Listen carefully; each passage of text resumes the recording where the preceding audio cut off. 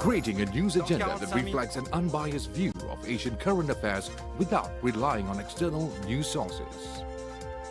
Asia Vision, Asian news through Asian eyes.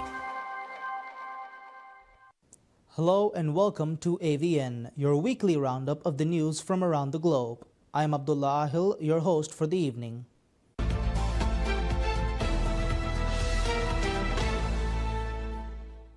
The Queen Garnet plum is the result of a stone fruit breeding program in Queensland, and scientists have found when they are fed to obese rats, there is a stunning turnaround in their health.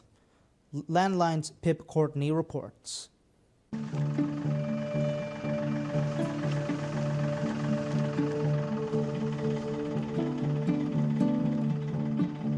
As accidental hero stories go, the Queen Garnet plum is a cracker. In the early 2000s, two Queensland Department of Primary Industry scientists set out to breed a better plum, a job that would normally take about 12 years. Professor Bruce Topp, who now works in macadamias, recalls in just 6 years, he and colleague Dougal Russell identified one cross with so much potential they named it. Queen for Queensland, Garnet for its colour. And this one stood out straight away because of the deep colour of the red flesh. The colour raised hopes it was high in anthocyanins, a plant compound with anti-inflammatory and antioxidant properties. They're associated with blue, red and purple fruits and vegetables. The Queen Garnet's, or QG's, levels were higher than the gold standard blueberries. Victoria University's Professor Michael Matai is investigating the plum's potential to improve brain health. There is evidence that people with early stage dementia or perhaps mild cognitive impairment can be helped by this. Certainly there's some markers of inflammation which go down when they're taking Queen Garnet plum extract. I'm doing the 10 times dilution of the crude extract. I can show you the neuron-like structures under the microscope. He's adding plum extract to lab-made neuronal cells, which mimic brain cells. So far, so encouraging. We see increases in genes or proteins made by the cells which drive the formation of new connections and the lengthening of the axons, which are like the telephone wires that connect the different cells. That's the basis for things like making new memories or enhancing the signal through which they communicate with each other. Getting a visa in the Pacific can take a long time, often weeks, if not months. But one Melanesian country has been trailing the use of AI to speed up the process, and it's had a huge success. Papua New Guinea correspondent Marianne Fa has the story from Port Moresby. In PNG's capital, this bustling office is where people come to lodge their visas. Well, I spend probably at least 6 to 8 hours a week here, but I know a lot of people probably spend closer to 20 hours. Today, Nathan Yutzi is trying to get visas for missionaries to come and work in PNG. The whole process usually takes more than 4 months. The paperwork isn't difficult, it's just the continuous follow-up and the time wasted in trying to just get answers. But he's hoping that could soon change. PNG has started using artificial intelligence to process visa applications, a first in the South Pacific. Efficiency increased from maybe 50% to 95%, close to 100%. The AI is now processing up to 1,000 applications a day. Some are approved within minutes, and others that need more scrutiny are sent to a human officer to be reviewed. Your processing times will be much faster. It takes about 5 to 10 seconds to process one of those visas now. The Immigration Department says the data is secure and there won't be any job layoffs as a result. It all sounds great, so we decided to put the AI to the test. So I'm halfway through a visa application and it's asking me to upload a copy of my return airline ticket. So I've just taken a generic airline ticket that I've found on the internet and I'm uploading it now. And there we go, we can see that it's rejected the file, it's recognised that my name's not mentioned on it. And so that's potentially saved weeks of back and forth between me and an immigration officer. The new technology is being used for short-term business and visitor visas, but there are plans to expand. For people like Nathan Yutzi, it could make a world of difference. Marianne Farr, ABC News, Port Moresby. The Drainage Services Department today introduced a new robot to increase maintenance, work efficiency and safety. This machine is called the Mobile Powerful Pumping Robot. Recently introduced by the Drainage Services Department, this wireless water discharge robot is capable of draining 800 cubic meters of water per hour. It can be in operation for 8 consecutive hours. These 3 wireless robots are for desilting purposes and can handle different drainage channel environments. The Drainage Services Department said the robots can support its work in handling incidents caused by adverse weather conditions, including flooding. To prevent flood water from overflowing in the city, the department is working on a barrier and nullah improvement scheme in Yunnan, a district that faces an increasing risk of flooding because of land development and climate change. The scheme includes building automatic flood barriers and stormwater pumping stations. The project started in May 2023 and authorities expect it to be finished by 2030.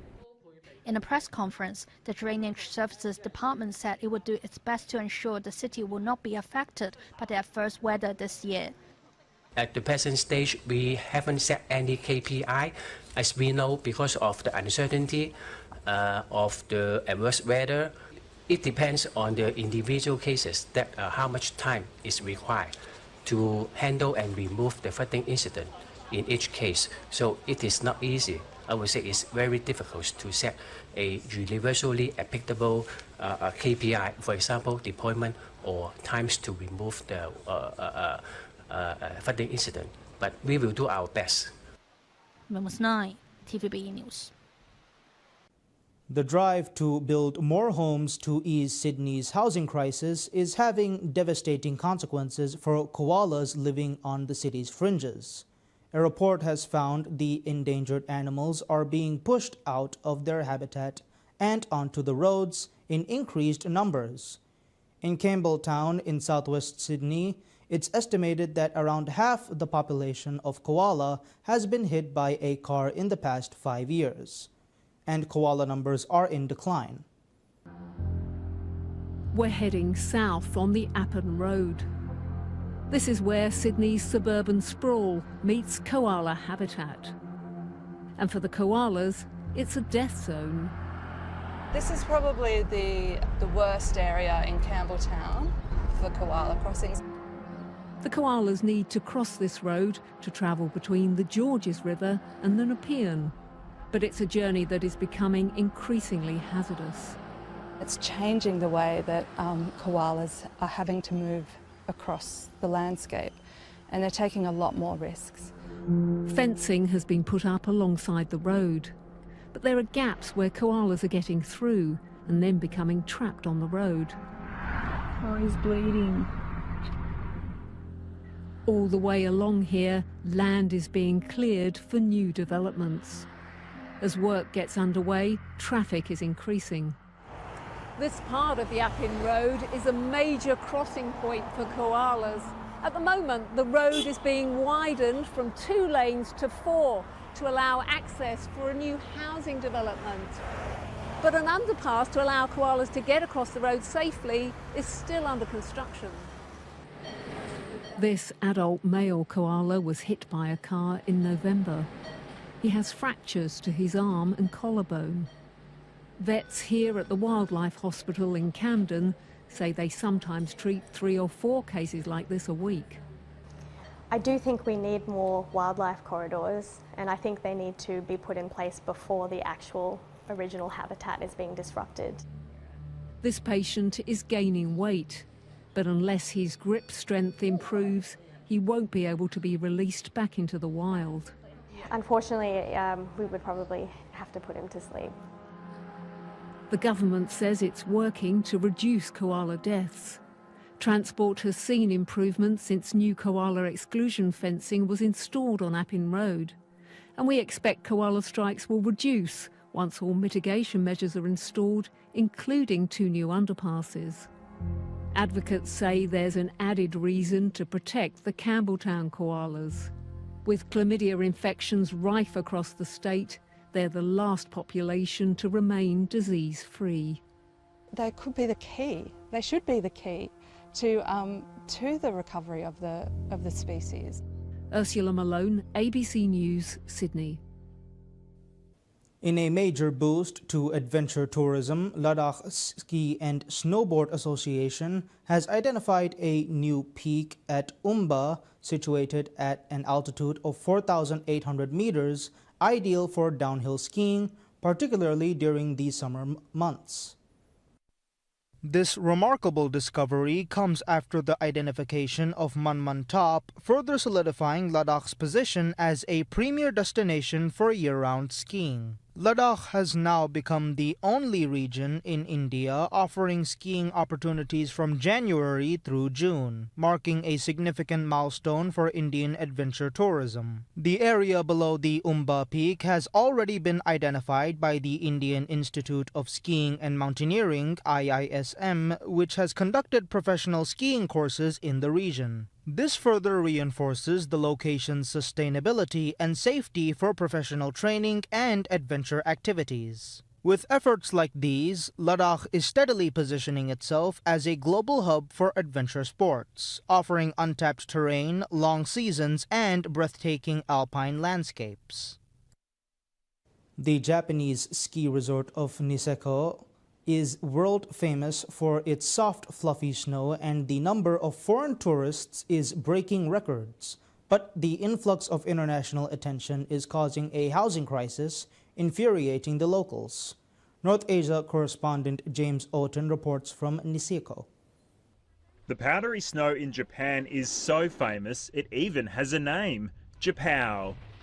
And there's no better example than the ski resort of Niseko. Powder here is always the best. Once you get here too and you have the experience of it, you kind of want to come back every year. Australians are credited for ushering in the era of international tourism, and it hasn't slowed down, with a record 730,000 foreign visitors in the most recent financial year, far outnumbering Japanese. But there's been a downside, as wealthy foreigners snap up available property. A lot of people say they really want something done to solve the housing difficulties. They really want to live in this town, but it's hard for them to do so. Since 2017, residential land values in the town have almost tripled. A property that used to be priced at 5 or 7 million yen is now priced at 14 or 15 million yen, or even 20 million yen. Lack of affordable real estate is the #1 issue for locals. Some, like Natsuki Sato, have had no choice but to walk away from their housing dream. It feels unfair. It was a place where we could have built a house or bought land, but it's become too expensive. With limited options to push down housing prices, officials are instead offering locals relief elsewhere, like discounts at restaurants and ski passes. We can't stop prices from going up, so we changed our perspective on how we can maintain local livelihoods. The high number of visitors isn't unique to Niseko, with record numbers of tourists flocking to Japan. But what worries authorities is that these visitors are concentrating in just a few key areas, like Tokyo, Kyoto and Osaka, putting a strain on resources. So there's now a real effort to try and encourage people to visit some of Japan's lesser known places, spreading its peak popularity around. James Otten, ABC News, Niseko. Snowball fights may seem like a bit of fun, but in Japan it's a serious sport.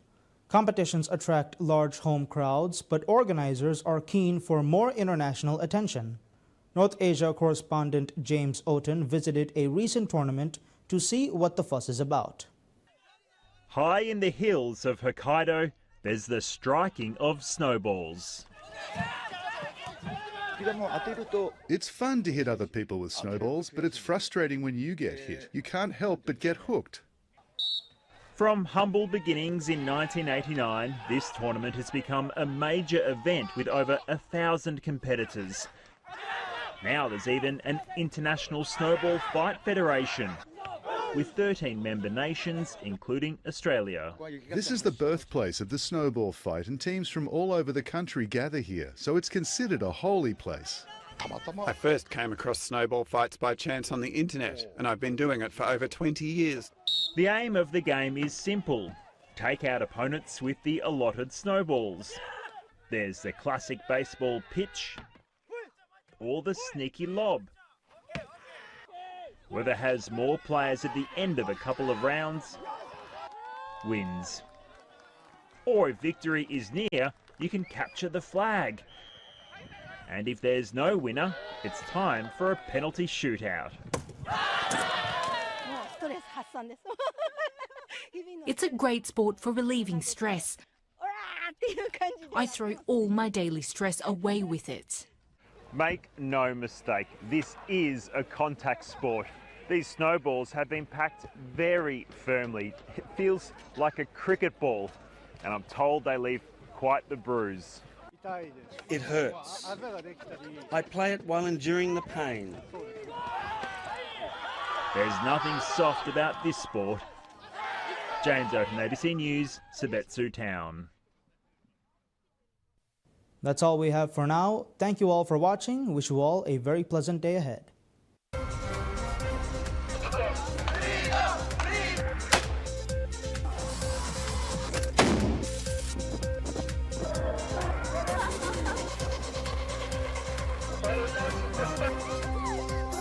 Creating a news agenda that reflects an unbiased view of Asian current affairs without relying on external news sources. Asia Vision, Asian news through Asian eyes.